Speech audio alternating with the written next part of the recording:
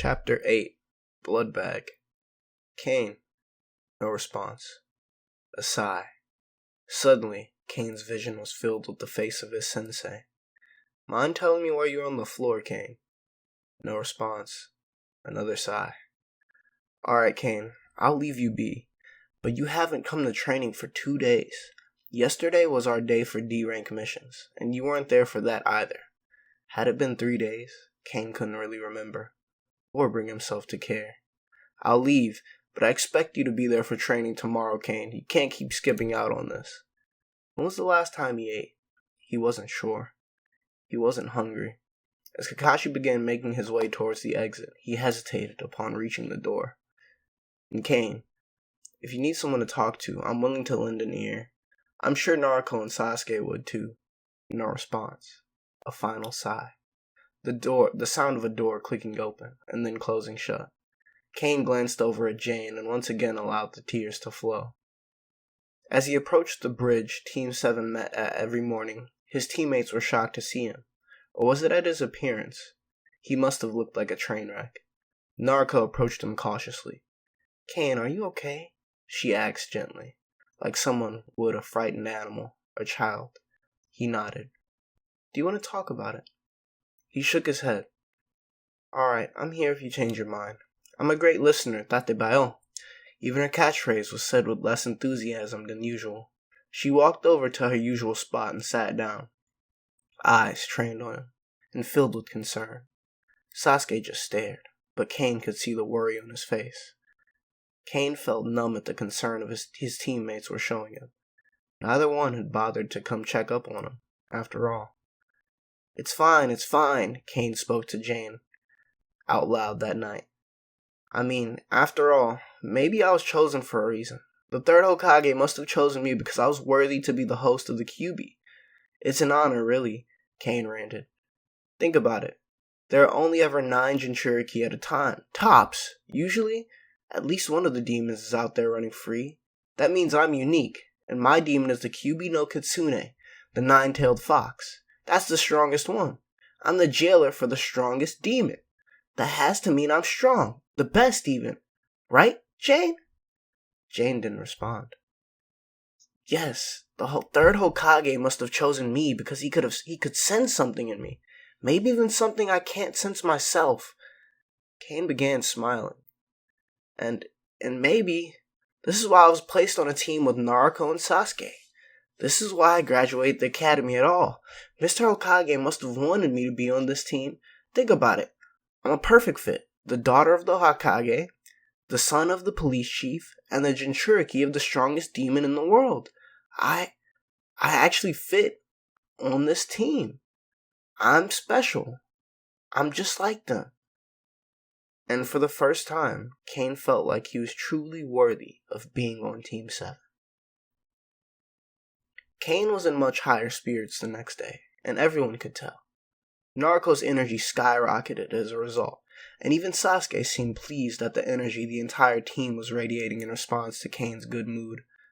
Well, I'm glad to see you're feeling better, Kane, Kakashi said with an eye smile.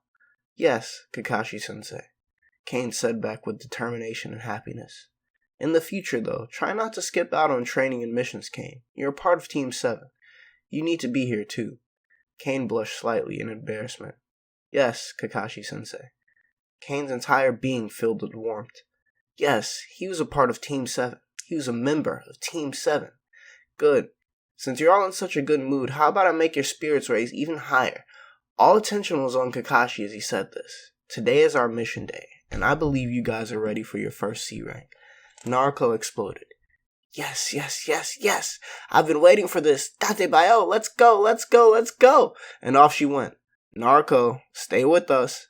She screamed in pure agony as she halted and began walking back to them, as if walking at a calm and leisurely pace would literally kill her. Kakashi laughed as he began walking towards her and towards the Hokage Tower. Sasuke looked the most excited Kane had ever seen him.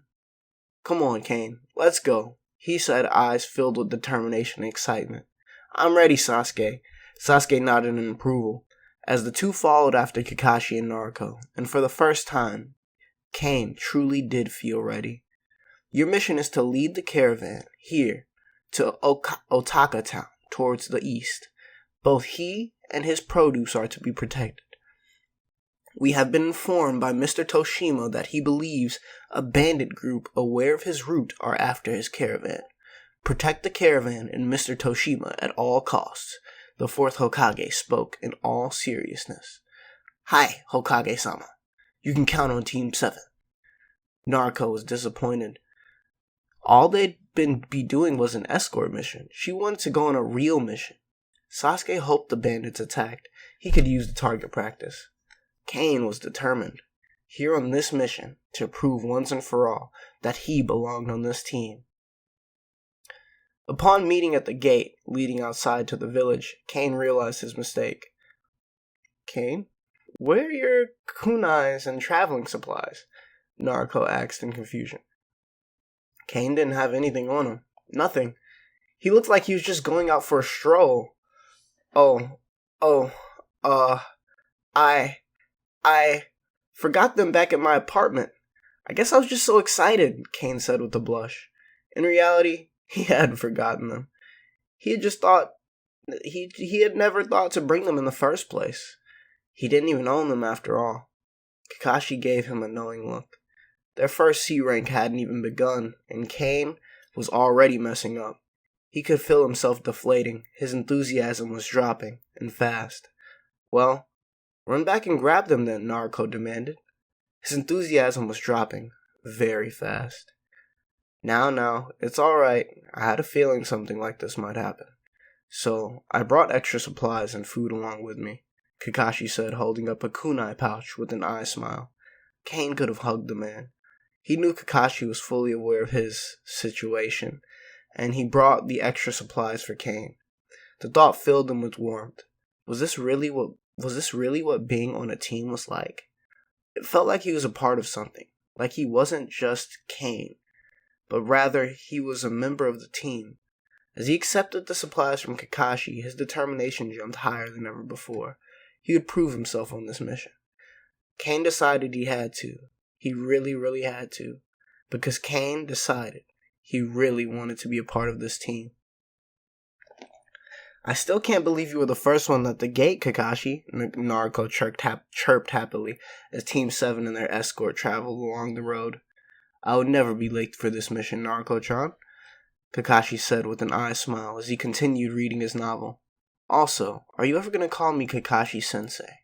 Pfft, not on your life, Kakashi. Kakashi cried anime tears of sorrow. At least one of my precious students calls me sensei. What would I do without you, Kane? Kakashi moaned. Kane felt a flush of pleasure at the term precious, and a smile crept on his face. Sasuke was ignoring the situation. He was focused on the sides of the road, watching for any would-be attackers. They were warned bandits knew Mr. Toshima's route after all. Mr. Toshima was a quiet man. He hadn't spoken much since they left the village. Kane shook his head. He was getting distracted far too easily. He needed to be ready. He was going to prove himself. Kakashi yelled in pain as a sword ripped through his chest from behind. Sasuke was the first to react. He took off towards the nearest bandit from the group of 20 or so bandits charging them from the forest on the side of the road. Naruko was behind him in less than a second. Kane did as practiced.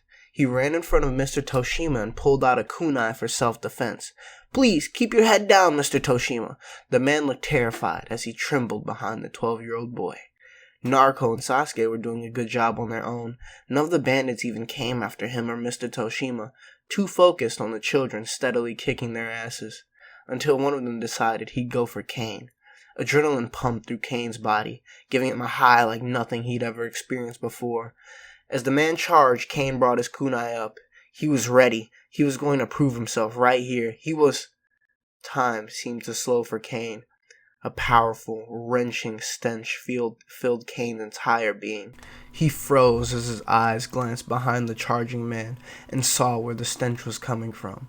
Sasuke dodged a strike from a man with the katana, and the man sliced off his ally's arm instead. Kane couldn't even hear the man's screams of pain. He couldn't hear anything. All he could do was watch as the blood pumped out from the man's wound and spade. All he could do was see the blood pooled at the man's feet. He couldn't move. Why couldn't he move? His entire being felt tight, like he was a coil being twisted in the wrong direction. Everything about him felt numb. He couldn't move. He told his arms to move, to prepare for the charging bandit. He told his legs to move, to get ready for a feint. He told his eyes to move, stop looking at the blood, and watch out, because the bandit was almost there, and... Kane! He heard that one. Who was that? Narco? He tore away his eyes from the blood and saw it was too late. The bandit's sword was already heading straight for him, and he had no time to react to it. He was going to die. And then the bandit was thrown away as Kakashi, perfectly fine and not a scratch on him, intervened. Kane managed to get a grip on reality after that, as he finally came to his senses. He realized that Kakashi had been speaking to them for quite some time. Everyone, even Mr. Toshima, kept glancing at Kane as he continued his monologue about how he pretended to hurt to give the students some real-life battle experience. It was good for them to get this experience, and they needed to be ready for a battle when I'm not there to protect them in the future. That way, things don't happen like Kane freezing up. Sasuke scowled at him at this. Even Naruto looked at him in pity and disappointment. He had frozen up? Yeah, he guessed he had. Not because he was scared. He didn't know why he froze up. As Kakashi finished speaking and the five of them began traveling at once, Sasuke glanced once more at Kane. Calm down yet, Deadlass? Don't worry. We'll protect you the same as Mr. Toshima, scaredy cat.